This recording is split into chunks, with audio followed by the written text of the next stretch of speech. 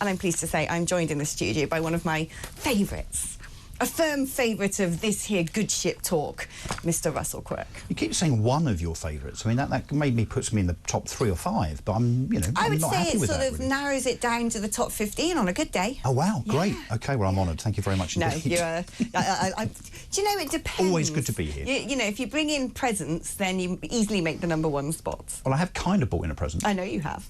So on the way in, I thought I'd wander past the back of Downing Street, you know where the bins are out the back? Yeah. Where Rishi Sunak might be, actually, who knows, because he hasn't been seen for a little while. Foraging. And look what I found, Since they've Alex. taken away his non-dom status. Yes, but look what I found. No, he did it! Can you believe this? This was literally out the back by one of the big old bins. It is a portrait of Margaret Thatcher. Quite why it's out the back in the bins, I don't know. Is it something to do with the fact that Keir Starmer decided yesterday to take down not just the portrait of Margaret Thatcher as our first female Prime Minister, by the way, and I remind everybody that the Labour Party are yet still to have a Labour leader. Was it not Gordon Brown who commissioned it and gifted it to the late Prime Minister? I also thought that, according to Ed Cooper, we were going to make misogyny a hate crime. Well, why take down then a picture of the first female Prime Minister of Britain? Forget whether you agree with her or not. Her status, the iconic nature of her achieving such status as the first female Prime Minister of Britain surely is something to be respected rather than to be disrespected by taking the picture down. It really does show how thin-skinned and prickly they are on the left wing, which I've thought for a long time. I've been digging and doing some research on this, you'll be pleased to know. There is actually proven grey matter difference between left-wing brains and right-wing brains. Are the right wing just cleverer? We've got a bigger amygdala, apparently. There you go. And what does the amygdala do? Make good decisions. It's the decision-making entity. Is it the common sense gland? It is basically the common sense function of the brain. It is judgment and decision-making, which the left wing seem to lack. Yeah. But they are an extremely thin-skinned lot, aren't they, who don't like any sort of opposition, who, you know, apparently he found it unsettling to see her looming down over him. I mean, grow up. But what is wrong with them? Well, we could say the same of Tony Blair, couldn't we? The man that took us to war on a, you know, a perceived dodgy dossier. I mean, you could say the same of him, but I guess he hasn't taken his how unsettling down. he is to most of the population. Yeah, how terrifying a figure he seems to be cutting. That's a good point, isn't it? So in 4 and a bit years' time, when hopefully Keir Starmer is shoved out of Downing Street as he really should be, and we can see that already, can't we? We're 8 or 9 weeks in, and it's been an absolutely unmitigated disaster. The new Prime Minister, whoever that might be, yes, has got to stare down Keir Starmer and all of the damage that he's done to what was once Great Britain. I'm just waiting for the giant red flag with the sort of circular portrait with him in the middle and his father's tools of the hammer and the sickle behind him. Will it be red? It's draped over Or Parliament. will it be your old chums? Would it be the EU flag flying over Downing Street? Oh, yeah, he could have, like, a coronet of stars, couldn't he? Oh, we do need to talk about that as well, for sure. We do need to talk about his plans and his sort of gallivanting around Europe. He's cosy. I've got some theories on this under-30s mobilisation scheme, which I'll be sharing a bit later. Now, listen, if you want to join in the conversation today, and I know you're itching to, pick up your phone then, 03444 99 1000. The digits to dial in, and you can be patched through to my team of helpful little elves sitting behind the glass in front of me, who are going to make sure that you are radio worthy and then patch you through to virtually join Russell and I in the studio. You can also use that number to send a WhatsApp, and indeed leave me a voice note, a voicio. I do rather like those. I get this like a little 30-second holiday in the middle of the show when a voice note plays, and I can just sit and I forget sometimes I'm on camera, and I start, scratching my ear and, rummaging around on my head. Otherwise, you can text us 87222. Put talk before your message. You know why, don't you? Because otherwise, all of Elon Musk's Starlink, suck it up and distribute it to all the wrong networks. We want it to get here in this studio on this screen so I can read it out. Or you can tweet us on X @TalkTV. Now, let's talk now about this idea of a 4-day week for workers. Seriously. The Labour Party came in and said, we're going to go for growth, we need to grow the economy. And, whenever people talk about, oh, well, actually, people are more productive if they do less work. I'm like, how is that even possible? That's do less work and do more. It doesn't know. Of course that's not a thing. The lunacy of this is that when people reference the fact that this is a good idea, they ask employees if they think it's a good idea. Now, obviously, if you're an employee and someone walks in and says, would you like to work 20% less every week? Most employees business is just going to say yes. So, of course, for them it's a good idea. But when it comes to the employer, when it comes to productivity, when it comes to GDP, gross domestic product, particularly per person in Britain, which has plummeted, actually, over the last 10 or 15 years, yes, the mantra around Keir Starmer and his campaign in the run-up to the election, which was focused on wealth and growth, and we're going for economic growth, as if, by the way, that the Labour Party or the Labour government or any government actually is responsible for growth. It's not. It's actually people, consumers, businesses and so on. But notwithstanding that, of course, if you reduce the hours that people work by 20%, guess what happens to productivity? It reduces. But have we not? There's actually been a trial of this, hasn't there, in one particular local authority, and they sort of rolled it out for an 8-week period and realised that nothing was working. But also, you know, say you're in a sector where it's bad enough as it is. If you want to speak to your insurance company or your mobile phone company, you can't ever get through to an actual human being. Well, if nobody's working on a Friday anymore, what about when you're doing international business and you want to, I don't know, sell some widgets to Swaziland or something, and no one works on a Friday? We all have seen what's happened since COVID, where the feckless and the lazy who can't be bothered commuting into their offices now stay at home. It's been massively injurious to footfall on the high street.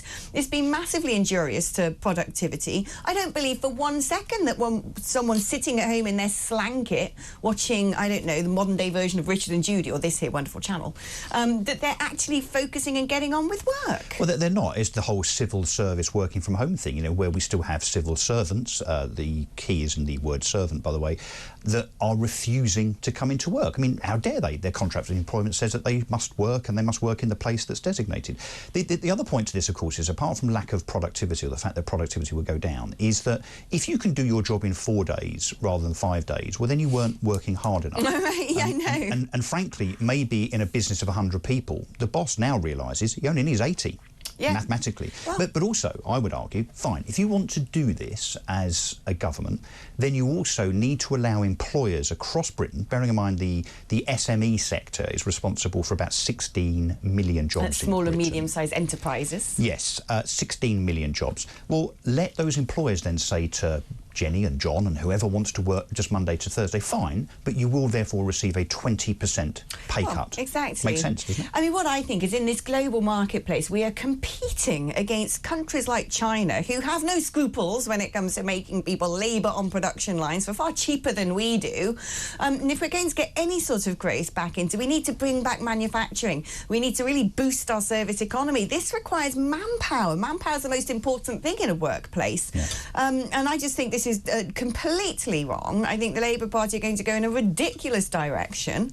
And, well, good luck the economy of Britain, quite frankly. I think after 5 years' time, if this goes into place, it'll be in tatters. Well, and I think we have to add to this, of course, the fact that it is rumoured that the Labour government want to bring in this ridiculous notion that you're not allowed to email your staff after 5 o'clock, which is just nuts. I mean, frankly, if you're an employee and you don't want to answer the email, don't. But there shouldn't be legislation that says that an employer might actually fall foul of an employment tribunal. Yeah, well, that's just it's madness. And look, the whole thing, if you look at the fact that the Labour government are doing what they're doing, or what they're proposing to do here in terms of the 4-day week, on top of what they're doing in terms of bolstering union power, giving the unions above inflation pay increases, but also not then insisting that those pay increases are aligned with extra productivity. And sorry, it seems to me in that regard they are essentially just paying off their main donors. That's what's going on. Do you know where we're going with this? And I'm old enough to remember this, I'm afraid, the 1970s. The 1970s, where the unions destroyed our car industries,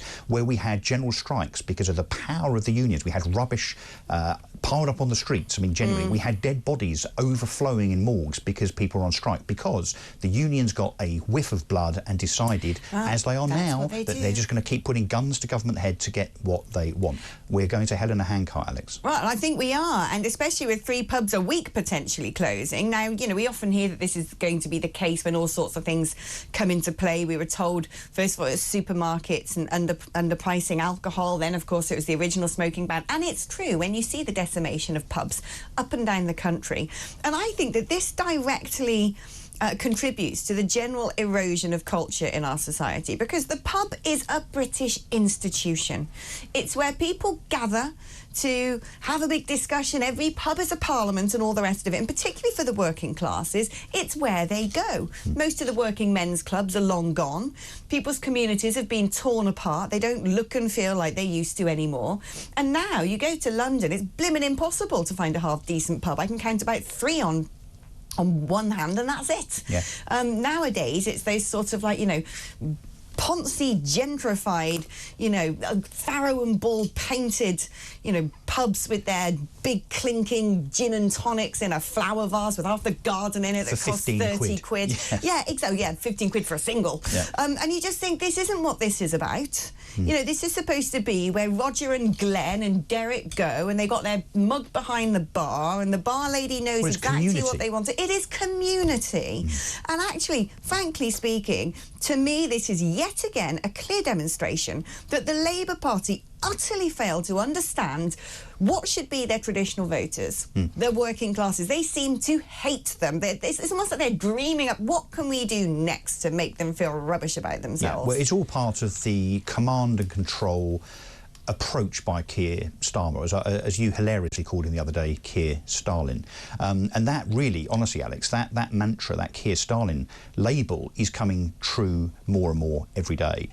This is not, and you look at social media, there are a number of people saying, well, this is a good idea, isn't it, because smoking's bad for you. You're missing the point. The point of this is about choice, about freedom. Right, freedom is good for you. Yes, and look, I'm afraid if you want to eat too much, drink too much, smoke too much, you want to die at 45, that really is up to you. I think it's about informing people, giving them the agency to make life decisions, yes, but not telling them that they can't have sugar. But not saying no. Yeah, you can't just turn around and say no. And this stems from the nonsense we've seen from the Mayor of London, Sadiq Khan, where he banned certain adverts. You know, you couldn't have wedding cakes in adverts on the tube. The amount of time I get on the tube and I'm left feeling nauseous by some advert for a lady's razor with some sort of man with fuzzy armpits, and I'm like, I don't need that. Let's now look. I mean, has London got slimmer over the last 3 or 4 years as a consequence of, you know, Sadiq Khan and now Keir Starmer's ridiculous mantras? Of course not. No. This is nannying, this is command and control, and it's completely unnecessary. But more than that, this is very sinister. This is the sort of thing that they do in North Korea. This is the thing. It is representative of a government who wants to, rather than just do what it's supposed to do, which is govern, it wants to rule, and that is a very different proposition.